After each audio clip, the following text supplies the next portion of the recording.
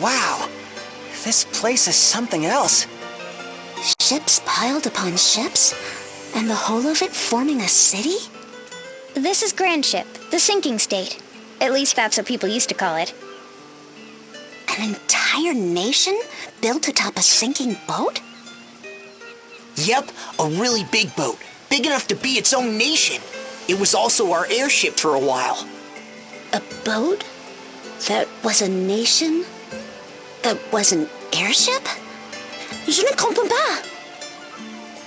Wow, sir. That must have been some adventure. I wonder how our friends at the tavern are doing. We should stop in and say hello. Hey! What? What's with the long faces? Taxes. Pfft. What else? They're going up next week for the 3rd time this month. Food, clothes, books, booze, you name it, they're raising the taxes. This country's going to hell in a handbasket if you ask me. What? Wait, I know that face.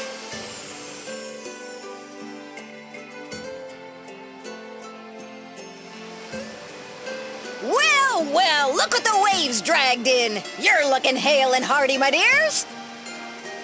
And you, Dats and Zats, haven't changed a bit. Well, blow me down. If it ain't idiot, and 'tis too. You had a good long snooze, didn't you? I can't thank you enough for everything you did for us. It was nothing. I still can't get over how nothing's changed. The tavern's just like I remember. It may look that way, but a lot's happened here in Grand Ship since your last visit. Aye, a lot indeed. About a year ago, we ran out of power. There wasn't a spark left. We came down in this crater lake, and we've been bobbing here ever since, like a lonely buoy. We decided to make the best of it, give up flying around the world, and build a new nation right here. And you've been here ever since? That's right. We've taken in refugees, orphans, anybody who needed a roof over their head. We're starting anew, building from the bottom up. The new Grand Ship Republic. Has a nice ring to it, huh? Milady, I have returned. I have placed the goods you requested out front. Ah, so you have come too. Alternus? Alternus Dim, loyal guardian and holder of the Dark Knight Asterisk. This childhood friend of Idia's served her father Brave as a key member of Eternia's Council of Six. He travels the world ceaselessly to carry out the tasks assigned to him by Brave, his mentor and surrogate father. By what strange trick of fate do your paths cross anew? Thank you. Once again, you deliver the goods. Where would we be without you? Here, let me give you something. How about a draught of ale on the house? Thank you. Perhaps later. A free drink? That man deserves an open tab for life. Sending the Dark Knight of Eternia out on pub errands? Only you would have the nerve. Ain't that the truth? Ah, but today's a fine day for a feast. What do you say? How about I whip up one of my specialties? Now that's what I'm talking about!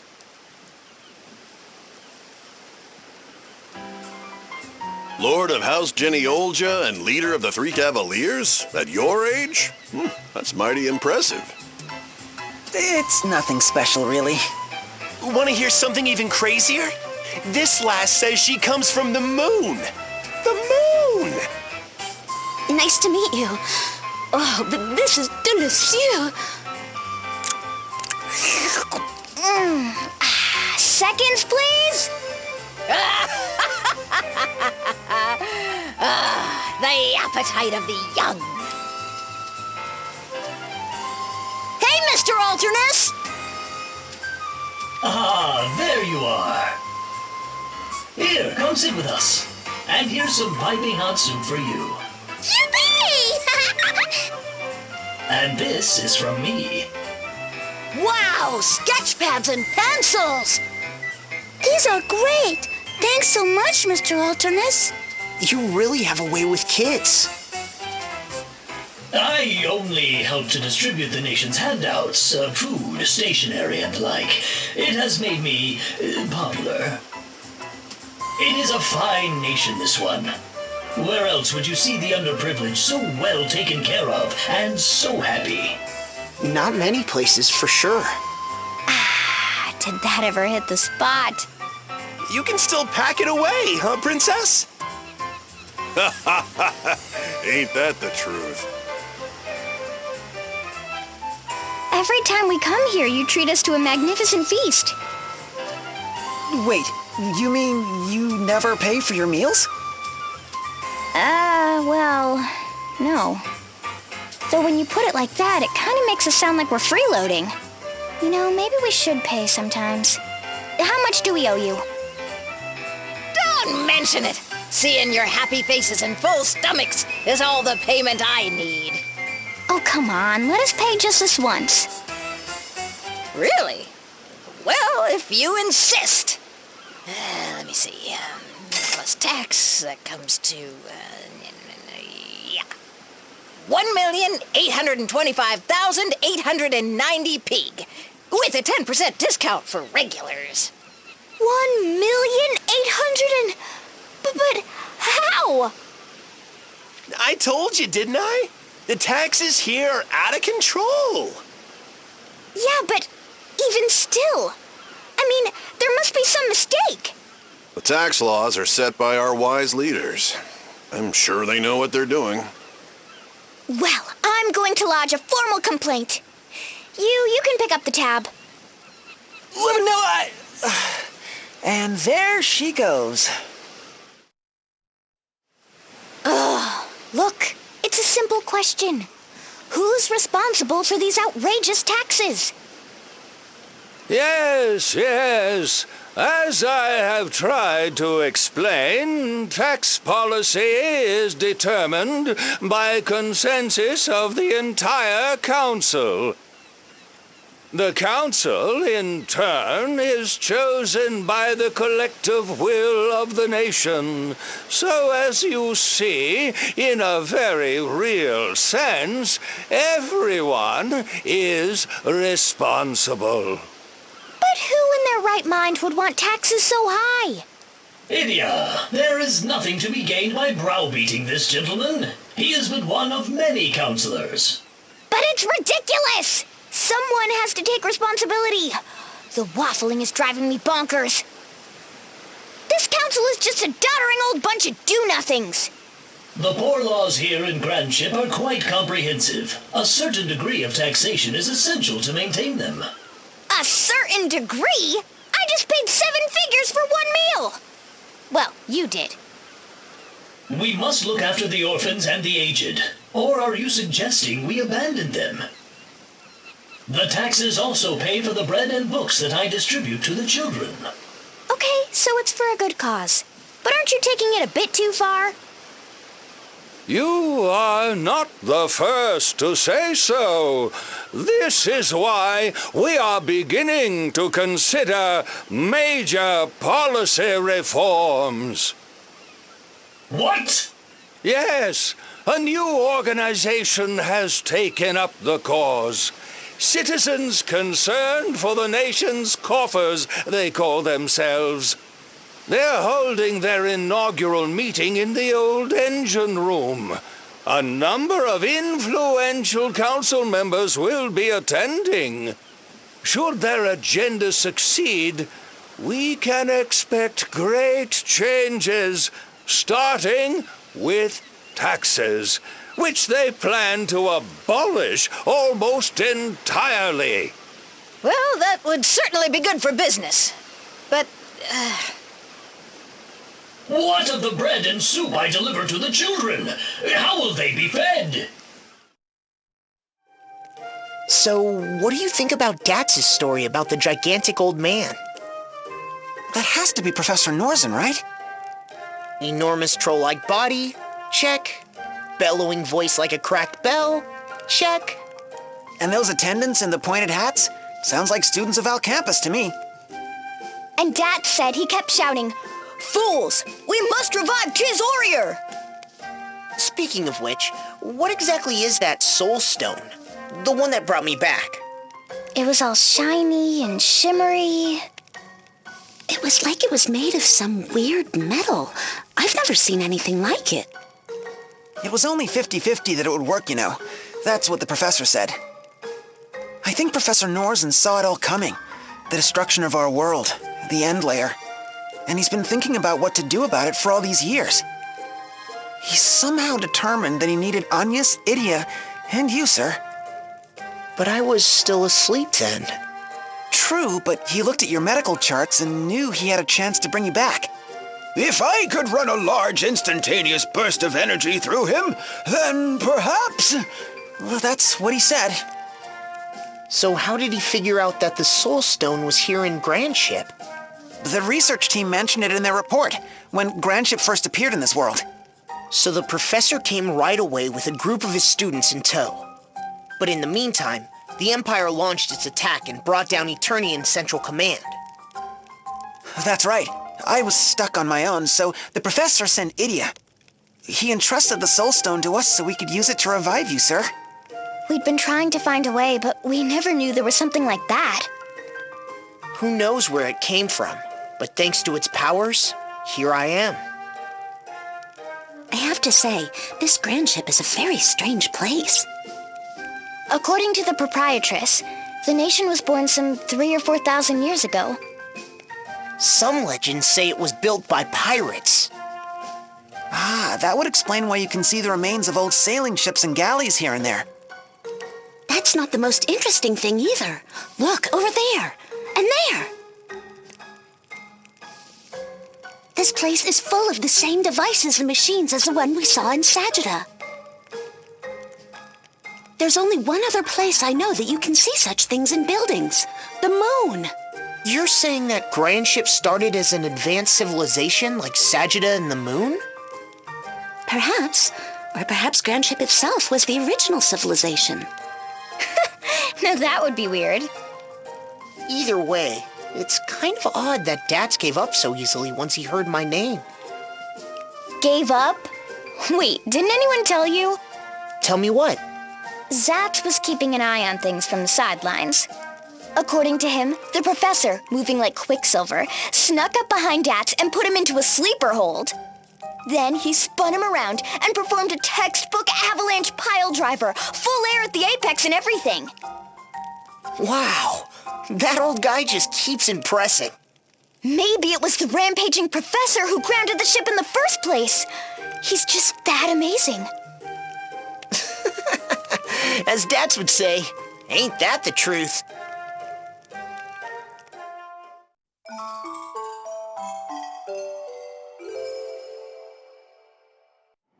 Who ordered this meeting anyway?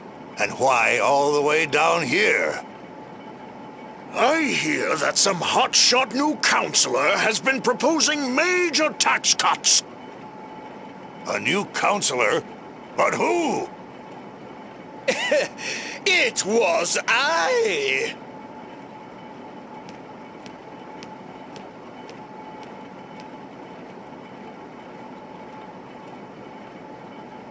Hear ye!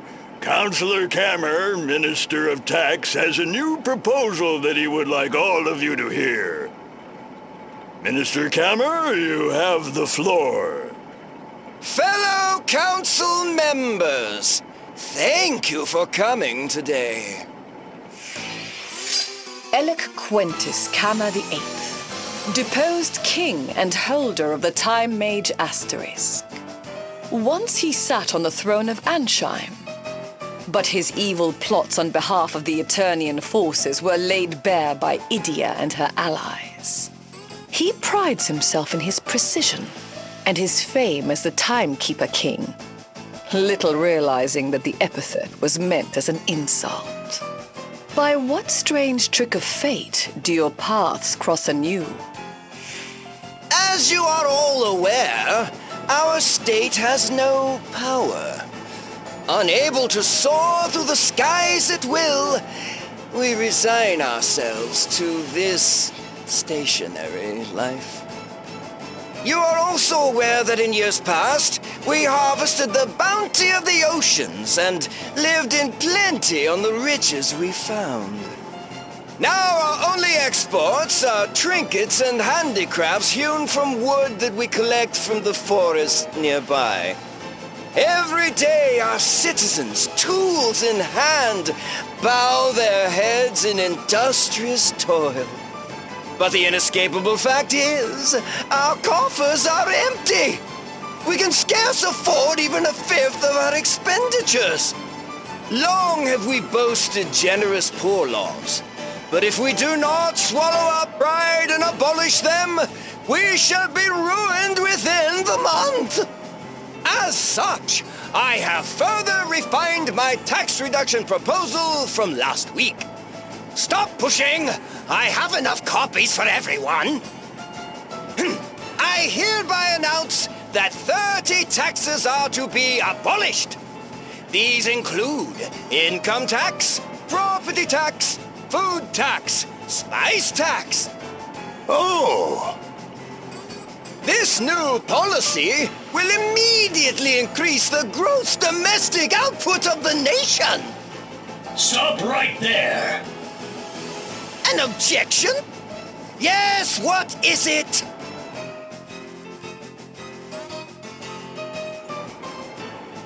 If those taxes are abolished as you propose, what will happen to our nation's poor laws? Who will look after the children? The poor laws? Well, naturally, all unnecessary expenses will be cut, including handouts to orphans and the like. Unnecessary expenses? Indeed. When the nation's coffers are nearly empty, they are a luxury we can ill afford. Are you aware how much one must pay for a single slice of bread on this ship? Well, 7,000 pig. Think about that. 7,000 pig for something that can be had for a pittance anywhere else in the realm. Cheese, 8,000 pig. Oh, a can of mackerel? That'll be 9,000, thank you. And a round of ham will cost you a nice round 10,000 pig. What good do those prices do anyone? They're unreasonable, unsustainable. And they're caused by those bloated poor laws that you refuse to give up. Damn the consequences.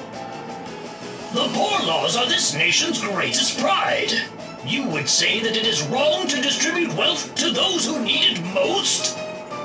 No, I would not say it is wrong. Oh, no. How shall I put it? The poor laws are a poison! Yes, a poison that every day saps the strength of this nation! A poison? You go too far. I'll hear no more of this fool talk. You are the fool! Your ideals have blinded you, and you refuse to see the truth. So it falls to me to tear away the blindfold, to lay before you the hard, undeniable facts. You there! Explain to the good knight how many days remain before our coffers run dry. Oh, yes, let me see. Carry the one and, Oh, too slow!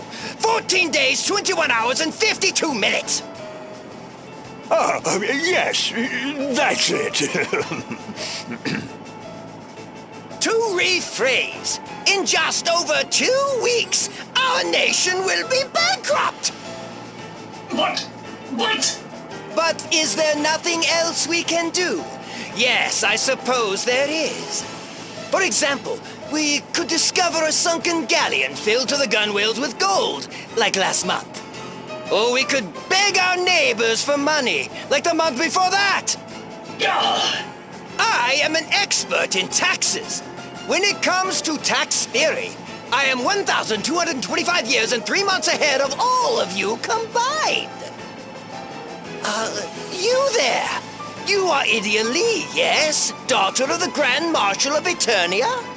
The Grand Marshal would raise no fool. Surely you see the logic of my position? Well, kind of, but... Tell him, Idia. He would forsake our pride, our honor, our very future just to fill the coffers. And for what?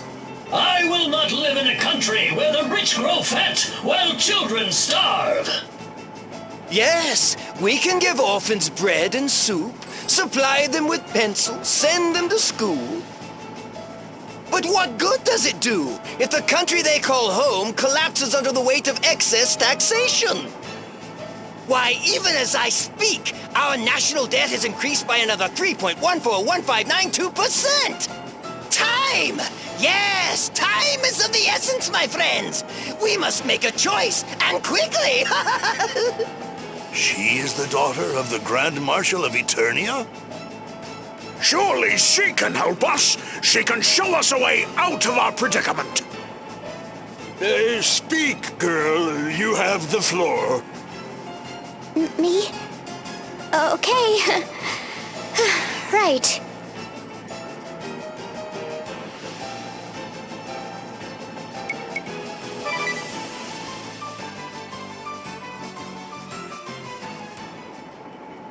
Look, you just can't cut taxes like this.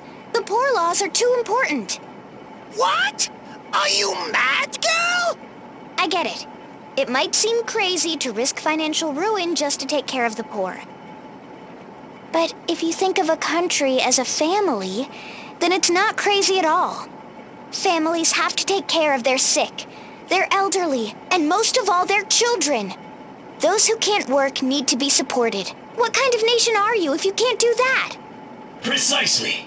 Such a nation, such a family, would not be worthy of the name. This is starry-eyed nonsense, you hear me? Nonsense! A society where the able-bodied must toil endlessly to put food on the plates of strangers? Such a nation is sick and broken! Look who's talking nonsense now. You want to know what's sick and broken? Turning a blind eye to those who suffer, that's what. I see your game. In order to crush my proposal, you would drive me into exile. I ask you again, Lily, where do you stand? The fate of a nation hangs in the balance.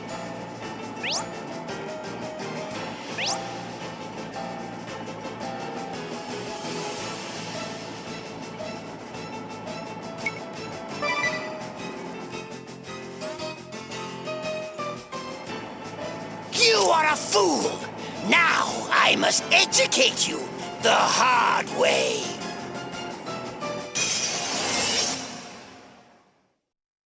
The much-beloved former king of Ansheim, now newly minted Grand Ship Minister of Taxation, and holder of the Time Mage Asterisk. Eloquentus Gamma the Eighth shall now do battle!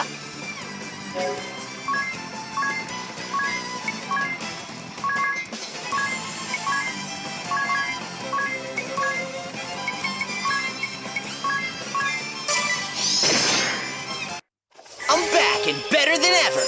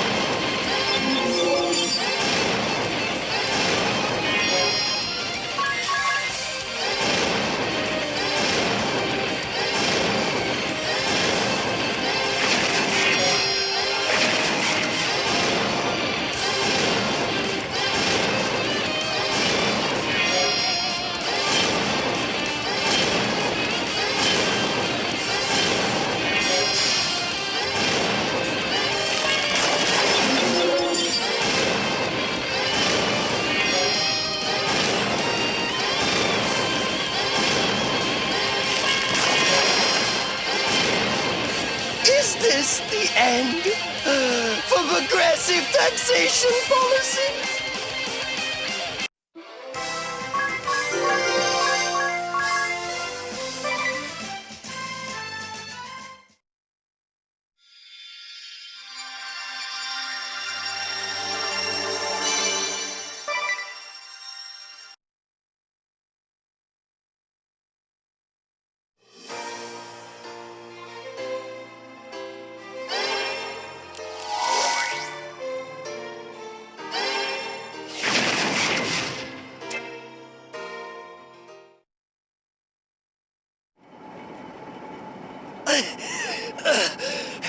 This was to be my great comeback!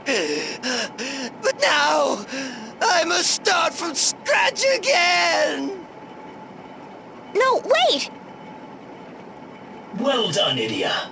I knew I could count on you to make the right decision. The children are safe from that crook and his heartless policies. They need not fear hunger ever again. Look, Alternus. But we cannot stop here. We must provide them with even better food and build new schools, the finest in the world! Alternus! You can't keep spending like this. Not if you really want to help the kids. Yes, they're the future, and they need support. But they also need a nation to inherit. Your poor laws should provide the basic necessities. Enough so the children and elderly can get by. And yes, you need to tax the working people to pay for what's needed, but within reason. That's how you build a strong nation. Having ideals is good, just so long as you don't trample over other people's rights to achieve them. Yes, you speak the truth.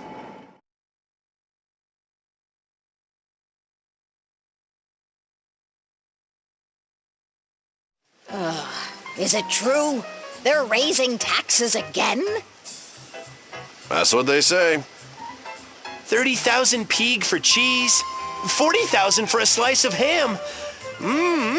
Just as tasty, I say.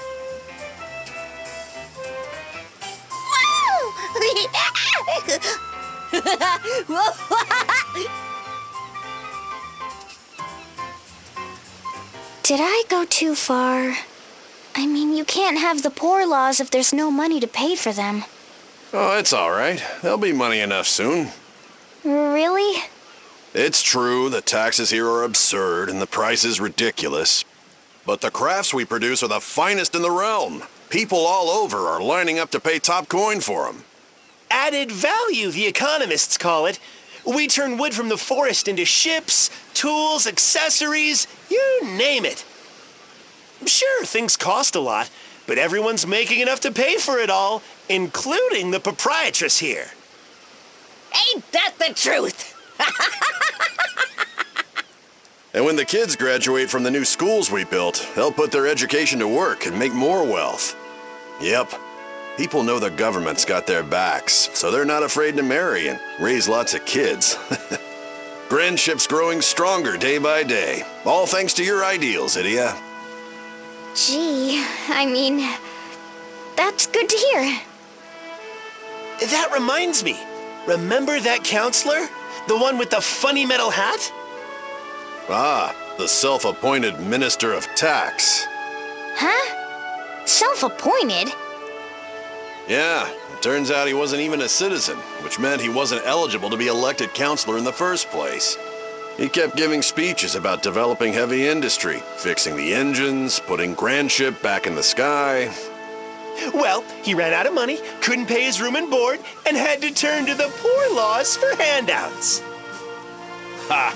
He appreciated the poor laws then, didn't he? Wouldn't shut up about how brilliant they were. Eventually, he left the country, found some former employee of his to take him in. Any idea where he might be? Can't say that I do.